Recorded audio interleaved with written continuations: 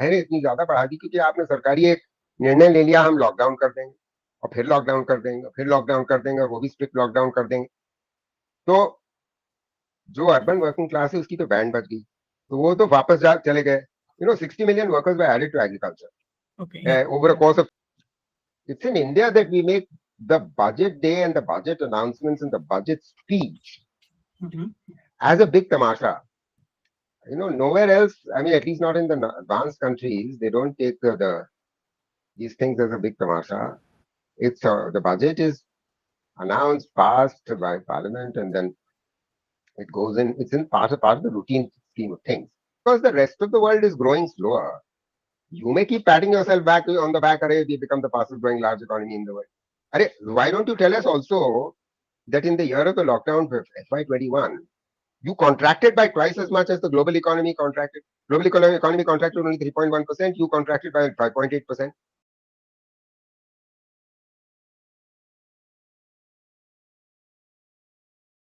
The first question is that, sir, what are your takeaways from the budget which was presented last month by the finance minister in the parliament?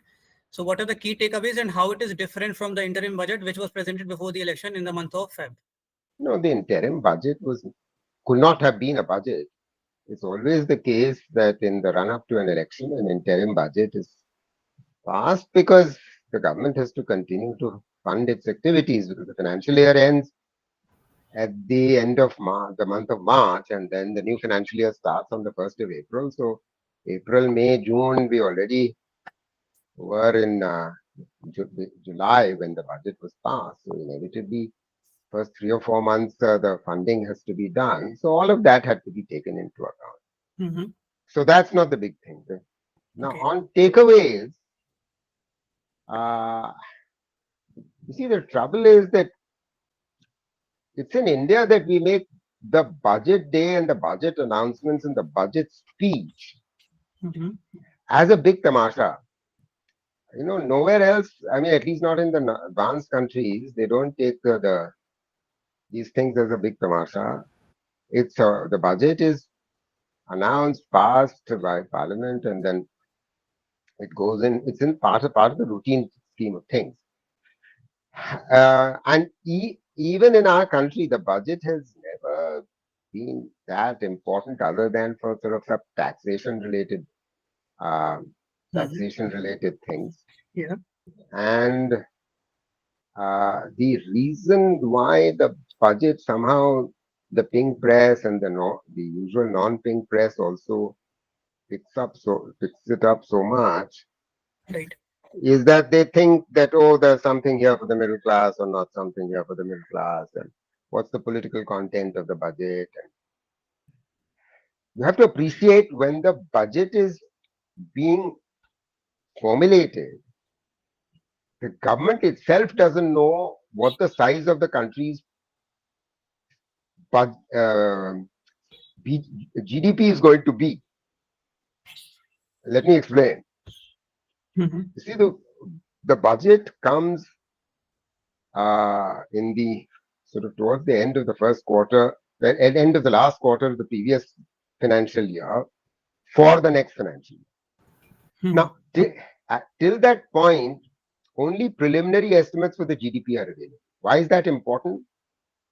Because it takes 4 iterations for the union government and the Central Statistical Organization to actually come up with a final number for a financial year's uh, GDP estimates. And that's important because that's the basis for the estimation of how much government revenue government is likely to collect. And on the basis of the revenues to be collected, you can make projections for the following financial year for expenditures. Now, you get a first advanced estimate, for the GDP of, let's say, 24-25, which is what this budget is for. Mm-hmm. Sometime in December, then you get a second provisional estimate or second advanced estimate sometime in Feb. And that's the basis of the budget. You don't get the first provisional estimates and well into the financial year, 6 months after the actual new financial year has begun. तो होता ये है कि ये जो budget बनता है और उसमें जो एस्टिमेट्स और एलोकेशन सरकारें अनाउंस कर देती हैं, या आप लोग तो बड़े पकड़ करके मतलब उसमें बड़े खुश हो रहे थे, ऊपर नीचे, ये अरे इसमें नीचे कर दिया, उसमें ऊपर कर दिया, वो असलियत एक्चुअली सरकार बाद में उसमें रद्दोबदल करती है, ऊपर नीचे करती है, क्योंकि जब वो you get to the end of the third quarter of the financial year, the government says, "Acha, we are coming to the parliament again to get the revised estimates cleared." Revised estimate ultimately tell you कि कितना सरकार असलियत में खर्च करेगी. अब जैसे मैं आपको उदाहरण देता हूँ, कोविड चल रहा था, मनरेगा पे आपने शुरू में एलोकेट कर दिया 60,000 करोड़. अब डिमांड कोविड के दौरान जाहिर है इतनी ज्यादा बढ़ा दी, क्योंकि आपने सरकारी एक निर्णय ले लिया, हम लॉकडाउन कर देंगे, और फिर लॉकडाउन कर देंगे, फिर लॉकडाउन कर देंगे, और वो भी स्ट्रिक्ट लॉकडाउन कर देंगे. तो जो अर्बन वर्किंग क्लास है उसकी तो बैंड बच गई, तो वो तो वापस जा चले गए. 60 million workers were added to agriculture over a course of 3 years. Right. ये सब आप लोग को यार, ये सब चीजें आप लोग को मालूम ही नहीं होती. अब जब 60 million workers are going back and they're going back across the year, तो होता ये है कि I mean that's an addition of 20% to the agricultural workforce. तो होता यह है कि डिमांड फॉर मनरेगा demand shoots up, it skyrockets. अब सरकार ने जब आपको बता दिया किसी भी बजट में, चाहे वो इंटरिम हो चाहे ना हो, उसमें फिर सारा रद्दोबदल करनी पड़ती, वो रिवाइज एस्टिमेट में आता है. इस तरीके से मैं बजट को बहुत तवज्जो वैसे नहीं देता, मगर अब आप पूछ रहे हो तो मैं बता रहा हूं कि टेक अवे तो यही है कि the government is beginning to show some concern about employment and some concern about skills, जो 10 साल तो दिखाई नहीं. Right. अब देर आए, कुछ थोड़ा सा ही दुरुस्त आएंगे, कुछ खास समझे नहीं है, बट एनीवे तो वो वापस इन चीजों पे आएंगे. और टेक अवे क्या है? they try to encourage कि वो पर्सनल इनकम टैक्स पे everyone is to be encouraged to move to the new PIT tax regime. दूसरा वो जो उन्होंने LTCG पे कर दिया, LTCG पे जो खास तौर से उस पे किया है, रियल एस्टेट के सेल्स पे, और तो उसमें टैक्स कुछ बढ़ाने की कोशिश की है. उसमें टैक्स बढ़ाने की कोशिश में मिडिल क्लास बिल्कुल भड़क गया, इतना भड़क गया तो वो सारी चीजें निकल आई बजट के डिस्कशंस में.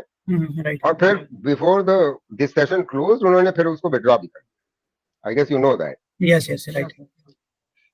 अच्छा, यही है और क्या है, कुछ खास नहीं है. मतलब बाकी तो सरकार डींगे हाँकती है, तो डींगे हाँक रही थी.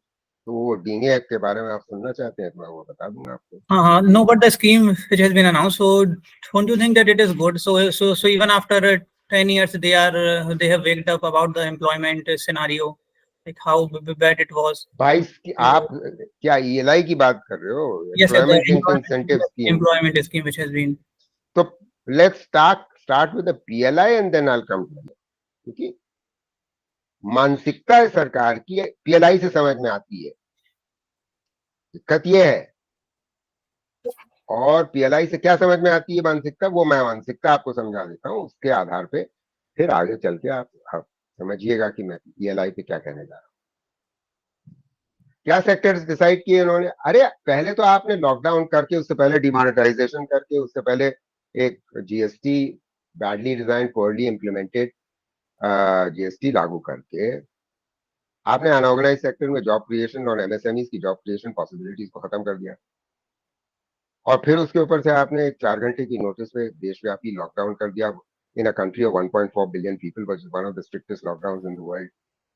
Okay. अब ऐसी स्थिति में आप एक चाइना को सबक सिखाना चाह रहे हैं, आप समझाना चाह रहे हैं चाइना को कि हम तुमसे इंपोर्ट करना नहीं चाहते, तो हम डोमेस्टिकली चिप्स बनाएंगे और फॉक्सकॉन को लाएंगे और हम एप्पल बनाएंगे. अरे एप्पल खरीदता कितना है भारत में लोग? मतलब if you buy an Apple phone in this day and age, sir, the bloody Apple phone is much more expensive in India than it is if you want to buy it in the UK or Europe or America. Exactly. खैर, तो वो यहाँ बना रहे. क्या market size है भारत में? कुछ खास मार्केट साइज नहीं है. चलिए वो फिर वो बेच रहे हैं बाहर. बना रहे हैं क्या मतलब? बना नहीं रहे. असेंबल कर रहे हैं, सारा कंपोनेंट सब कंपोनेंट्स आ जाते हैं, आपने डब्बा इकट्ठा कर लिया, डब्बे पे ढक ढक डब्बा डाल दिया एग्जैक्टली। और मार्केट कर दिया, कह रहे हैं आपने ले लिया। क्या मजाक है ना। Agree agree sir. तो उसमें वैल्यू ऐड हो नहीं रहा। चलो आपने कर दिया, अब आप बड़ा देश दुनिया को बता रहे हैं कि दुनिया का आधे से ज्यादा एप्पल फोन यहाँ बन रहे हैं। मगर सवाल ये है कि रोजगार उससे कितना पैदा हो रहा है? नहीं हो रहा है ना, क्योंकि 12 of the 14 sectors that were selected for the PLI, that's a foundational flaw of the PLI scheme. 12 of the 14 sectors were capital intensive sectors, they were not labor intensive sectors. So how many jobs were going to be created? Not much. So that's exactly what you got. So अब ये एकदम से जागे कि अरे तो हम तो पिट गए इलेक्शन में, अब हम पिट रहे हैं तो फिर अब चलो कुछ युवाओं के लिए कर देते हैं, तो ELI ले आते हैं। अच्छा साहब ELI ले आए, अब ELI में सारी वही प्रॉब्लम्स हैं मोटे तौर से जो सिर्फ PLI में है। सेक्टर्स आप डिसाइड करेंगे मिनिस्ट्री में, अर्थात कि सारे डिसीजंस अल्टीमेटली, क्या आपने सेक्टर भी डिसाइड कर लिया, आप कंपनी किसको दीजिएगा ये बेनिफिट, वो बाबू वहां बैठ करके मिनिस्ट्री में डिसाइड करेगा, टेक्सटाइल्स मिनिस्ट्री में, लेदर मिनिस्ट्री में वगैरह। बाबू की कौन सी औकात है समझने के लिए कि ये आगे जो सेल्स बढ़ेंगे उसके ऊपर से आप जो इनको सब्सिडी दोगे, वो उसकी इकोनॉमिक समझता है वो? क्या उसने कभी, वो बाबू ने कोई भी इंडस्ट्री चलाई है जिंदगी में? तो इंडस्ट्री तो चलाई नहीं है। तो ये this is again back to licence permit Raj. This is problem number 1. Problem number 2 with PLI, ELI is the same. Problem number 2 is the following. आपने एक बार सब्सिडी देना शुरू कर दिया तो 3-4 साल बाद वो जो 3-4 इंडस्ट्रीज को आपने जिसका चयन किया है कि आप ही को हम ये सब्सिडी देंगे और बाकी जिन्होंने 50 ने अप्लाई किया था उनको नहीं देंगे, वो कहेंगे अरे भाई 3-4 साल में तो अपना पूरा नहीं पड़ रहा है, अब थोड़ा सा और बढ़ा दो इसको, सब्सिडी और चलेगी। इसका क्या मतलब है भाई? अरे अपने पैरों पे खड़े होगे, तुम compete करोगे तो तुम्हें सब्सिडी मिलने की क्या आवश्यकता है? So basically you are associating this scheme with the license permit Raj, and it is very interesting. That तीसरी बात सुनिए, तीसरी बात ये है कि उसमें कोई ये रिक्वायरमेंट नहीं होती। देखिए ईस्ट एशिया में, देखिए आप एक्सपोर्ट करेंगे, ईस्ट एशिया में जो एक्सपोर्ट ओरिएंटेड मैन्युफैक्चरिंग सेक्टर में ग्रोथ हुई और जॉब क्रिएशन हुआ, वो सिर्फ एक्सपोर्ट्स ही नहीं बढ़े, उसमें जॉब क्रिएशन ही नहीं हुआ, उसमें ये हुआ the companies were expected to compete internationally. आप एक्सपोर्ट जब करते हो ना तो आपको ऐसा प्रोडक्ट प्रोड्यूस करना पड़ता है कि देश ही नहीं दुनिया में लोग खरीदें। अब देश में तो लोग बहुत, अंतरराष्ट्रीय मार्केट में क्या क्या अवेलेबल है वो मालूम नहीं होता, तो विदेश में लोगों को मालूम होता है, तो वो तभी खरीदेंगे आपका प्रोडक्ट जब आप कंपीट करने के काबिल होंगे। जब आप कंपीट करने के काबिल ही नहीं होंगे तो आप हाथ क्या आप कंपीट करोगे? जब हाथ कंपीट करोगे तो फिर नौकरी कहां से मिलेगी? नौकरी जब नौकरी नहीं मिलेगी तो आप कहोगे सरकार को, सर जी 3-4 साल बाद सर जी सब्सिडी बढ़ा दो। जैसे हम 3-4 साल से सब्सिडी चल रही, काम नहीं चला, काम पूरा नहीं बढ़ रहा, हम तो देखो हमने तो इतना लाखों करोड़ों सब वो कर दिए, इन्वेस्टमेंट कर दिए, हमारा तो पूरा नहीं पड़ रहा और आप सब्सिडी बढ़ा। अब ये this is a vicious cycle, ये तो चलता रहेगा। अच्छा और सुनिए,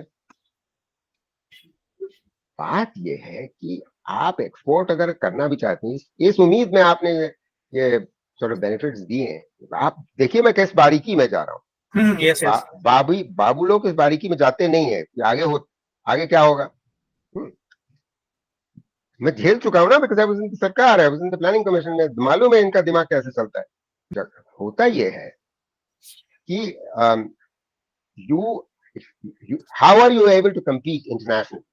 You're able to compete internationally, and I'm saying this in the context that this is what happened in Eastern Europe and China, sorry, Eastern Asia and China and so on, कि आपकी exchange rate पे depend करता है कि आप किस price पे export कर पाते हो। Right right exactly.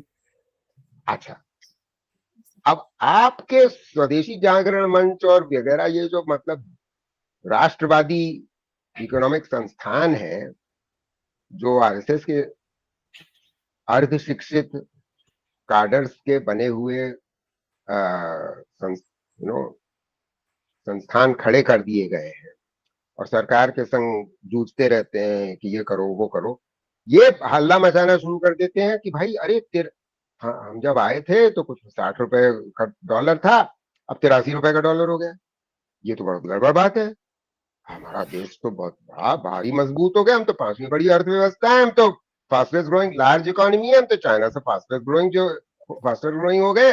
तो ये इसका क्या मतलब है कि हमारी तो उसकी रुपया की वाट लगी जा रही है, तो दे दी या नहीं चलेगा। अच्छा, अब आप समझिए, इसमें इसमें स्वदेशी जागरण मंच अपना झंडा तो लेकर के खड़ा हो गया, मगर इसमें दिक्कत क्या है?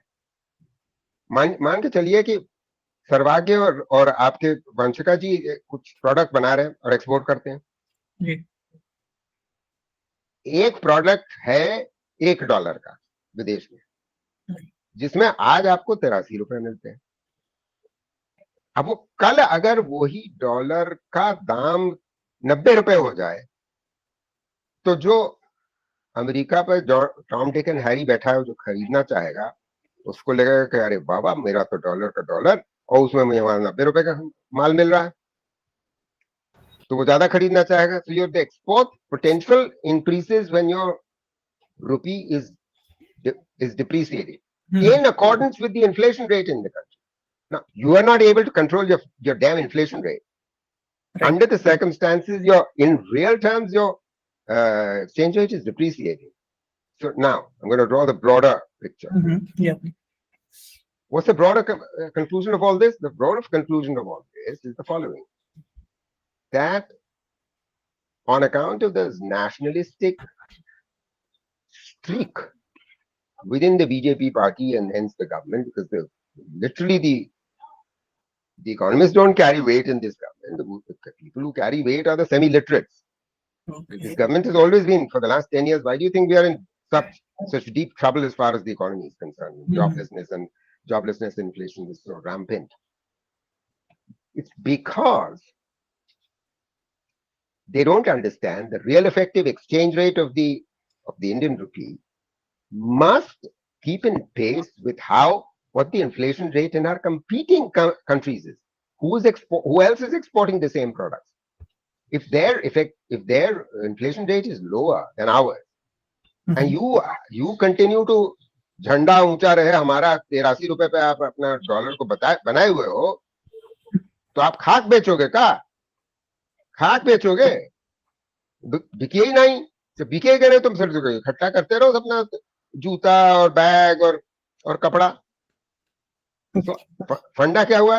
Real effective exchange rate. अब ये फंडा इनको नहीं समझ में आता। It is a very basic thing. इससे पहले मगर ये फंडा नहीं, तुम्हें बेसिक लग रही, मैंने समझा दिया, तुम्हें बेसिक लग रही, इनको बेचारों को नहीं समझ में आती अब इतनी बेसिक चीज।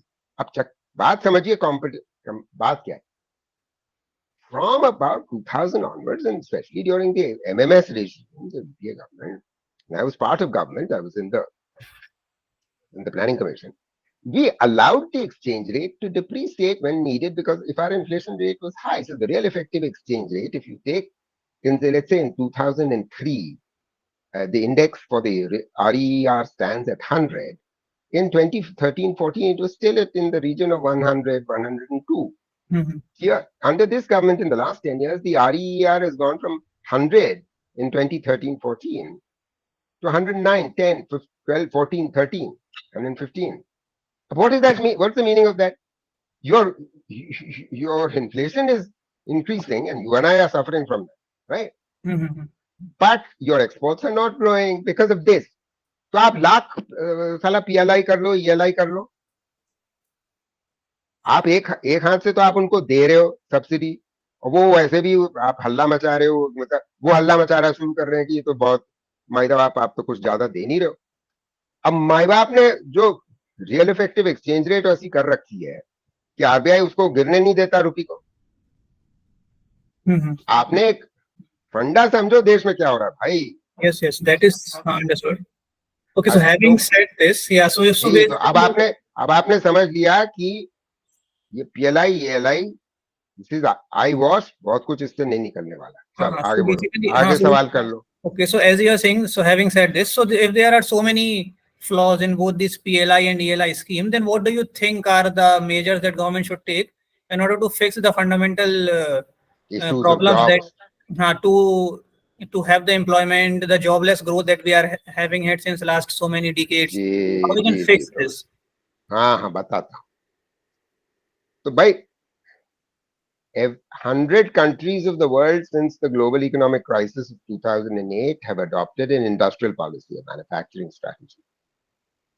For 30 years, ever since the economic reforms began, we have not adopted a industrial policy. We need to adopt a proper industrial policy, which is holistic, which is comprehensive. You can see that I look at issues from multiple perspectives before I suggest something to the government. They will say हमें ये scheme चलानी है, ELI PLI। अरे भाई scheme के इर्द गिर्द क्या हो रहा है, इकोनॉमी में क्या हो रहा है, जो इन्वेस्टर है वो तो सारी इर्द गिर्द क्या हो रहा है वो सब देख करके ही निर्णय कर लेगा ना। तो Right. तो अब ये आप कर नहीं रहे, तो एक इंडस्ट्रियल पॉलिसी आपकी से I can't go into detail about what you will have to go to मकरैक। मकरैक has a lot of stuff where I have written. आप गूगल करो, मकरैक करो, लिखो उसमें मकरैक के बाद संतोष मेहरोत्रा लिखो, तो you will find a lot of stuff in jobs कैसे क्रिएट करने। मतलब you find a whole list of things that I say कि जॉब्स कैसे क्रिएट करने। Okay, so since this government, like as we all know, that is not a complete majority government, that the kind of one that we were having since last 10 years. So it is a coalition government basically. So what do you think how it will affect the economic policy framework and the policy and the economic decisions that government takes? So it will affect it negatively or positively, because we have also heard that the coalition government has performed better, like in our past. that is true. There's no question about it that in the past coalition governments have performed better. But coalition governments perform better for what reason? Try and understand the logic behind that. They perform better when they listen. But we currently have a dominant party within the coalition which refuses to listen.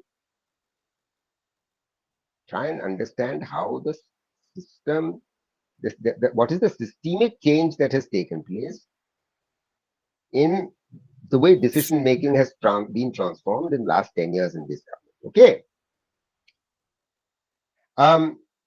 There used to be for 65 years in our country since independence something called the planning commission. Not just the line ministry would take decisions, Right. and you would have domain expertise in the planning commission. That's where I used to be. And that every program project used to be put through its phases in the planning commission. Right. Here, all decisions are being taken in a centralized location called the Prime Minister's office. Now, how much economic firepower, intellectual firepower, do you expect to concentrate in one office in a country of 1.4 billion people? It's not humanly possible. After the destruction of the Planning Commission on the 1st of January 2015, right, we became the one and only Asian country which today doesn't have, since then, a planning commission, a planning body. You cannot run the lives of 140 billion people, from the Prime Minister's office. Okay. And also, to make matters worse, a semi-educated Prime Minister. Right. अब वो आप entire political science है, आप 140 करोड़ का देश नहीं चला सकते। जी। तो दिक्कत यह है, दिक्कत यहाँ पर है। तो कोलिशन वाली जो बात आप कह रहे हो ना, वो तो समझते हैं कि हम कोलिशन है ही नहीं, हम ही चला रहे हैं सारा। जी। अरे चला रहे हो तो चलाओ भैया, देखते हैं क्या कर लिए हो अभी तक 10 साल में। Your growth rate in the last 10 years has averaged 5.8%. In the preceding 10 years, it was 7.8%, Oh, 2 percentage point, right, 2 percentage point difference. Mhm. What is the meaning of that? Yeah, exactly. You may, just because the rest of the world is growing slower, you may keep patting yourself back on the back, array, we become the fastest growing large economy in the world. Array, why don't you tell us also that in the year of the lockdown for FY21, you contracted by twice as much as the global economy contracted. Global economy contracted only 3.1%, you contracted by 5.8%. And that's why you become the fastest, because there's been a rebound. It's been a rebound. Mhm. अब आप fastest हो गए, China की slow हुई है. But China's growth rate, I mean, they were growing at 9 to 10% per annum. What have you done? We were growing at 7 or nearly 8% per annum for 10 years till 14, 15. You brought it down to under 6. Right. Poverty कहाँ से गिराओगे, jobs कहाँ से बनाओगे? We were generating 75 lakh new non-farm jobs every year. You stopped creating that many, you're creating fewer jobs while young people are joining the labor force, better educated, all joining the labor force in larger and larger numbers. Look at the two of you. Huh? I won't be surprised if some of you would have spent time appearing for the UPSC, माँ बाप पीछे पड़े रहोगे UPSC दो. Exactly. Coaching भी करी, IIT JEE भी किया. Yeah, it is a different scenario altogether. Okay, so चलिए. yeah, okay, so let's coming to over the bit of out of context question other than budget. So since one thing is there which is called multi-dimensional poverty index, so it was bring forth by the UNDP and now it is adopted by the. I will just stop. I'm going to tell you what I think about and they're all their claims. Yeah, they are saying that they have brought out so and so number of people out of poverty. वो सब मुझे मालूम है तुमको. I've written 4 pieces. Go to Macrack, just read my 4 pieces. You will find them. MPI पे, ठीक है. जुलाई के बाद 4 पीसेस मेरे निकले, तुम देख लो. पर तुम्हें मोटी बात बता दूं. पहली चीज ये है. जी. And I say this by the way, UNDP करता है वगैरह. I used to be chief economist of the Global Human Development Report, जो वो ये Global Human Development Report लिखता था न्यूयॉर्क में, ठीक है, 20 साल पहले. ओके, देखिए, हमारे जमाने में ये एमपीआई चीज ही नहीं थी. ये बनाया कि ऑक्सफोर्ड के प्रोफेसर ने, और कहीं का ईंट कहीं का रोड़ा, भानुमति ने पिटारा जोड़ा है. और क्योंकि आपने जो 10 इंडिकेटर्स जोड़ दिए हैं इसमें, कुछ इनपुट इंडिकेटर्स हैं, कुछ प्रोसेस इंडिकेटर्स हैं कि भाई बच्चा स्कूल जाता है कि नहीं, स्कूल है कि नहीं, और कुछ है वो IMR क्या है, वो कितने क्लास तक पढ़ा है. These are very different types of indicators. They are not one output indicator or outcome indicator.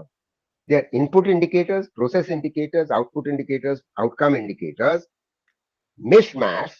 Now, in statistics, you have to conceptually create an index on the basis of indicators which are of the same kind, which give you outcomes for human well-being. वो बच्चा school जाता है या नहीं जाता, और उसकी जो घर में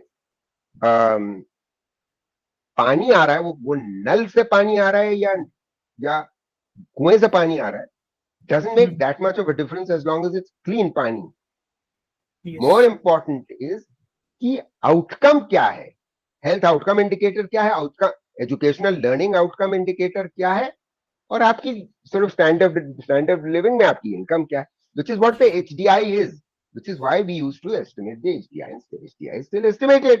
अब आप ये इसमें 10, अब आप एक और आपको, तो इसमें प्रॉब्लम है कंसेप्चुअल मेथोडोलॉजी. दूसरी प्रॉब्लम इसमें यह है कि you cannot match MPI poverty with consumption expenditure poverty. हमारे देश में हिस्टोरिकली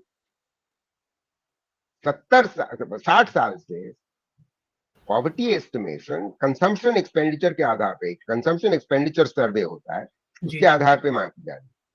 अब ये कंजम्पशन एक्सपेंडिचर सर्वे तो कर नहीं रहे थे अभी तक, तो उसको त्याग करके इन्होंने एमपीआई जोड़ दिया, ठूस दिया है. राइट. और उसमें दिखाना चाहते हैं कि हमने कितने तीर मार लिए. तो मैं भी आपको सिर्फ 2 चीजें बताई हैं, आप मेरा Macrack देख लीजिएगा. बहुत सी चीजें मैंने इसमें की धज्जियां उड़ाई है. बेकार का इंडेक्स है, बेकार का इंडिकेटर है. सरकार को कुछ चाहिए तो वो कुछ आपको बहकाने के लिए कि अरे देखो हमने 25 करोड़ लोगों को कर दिए, फलाना कर दिया, ढिमाका कर दिया। अरे तो फिर अगर 25 करोड़ को लोगों को आपने गरीबी रेखा से ऊपर कर दिया तो आप 80 करोड़ लोगों को 80 करोड़ लोगों को, जी मुफ्त में अनाज क्यों दे रहे हो भाई? बिल्कुल बिल्कुल। मत दो। सबको तो तुम, सबको गरीब को तो बाहर ऊपर कर दिया तुमने, तो गरीब क्यों अनाज क्यों दे रहे हो? जी जी। क्योंकि आपने बैंड बजा दी नौकरी की। वो पहले अपने आप ये सब कर लेते थे, अब आप यहाँ सब देने की कोशिश कर रहे हो। और आपका डेट देखा है आपने? कॉर्पोरेट टैक्स भी घटा दिया, हमसे पेट्रोल का और डीजल का दाम भी बढ़ाते चले जाते हो।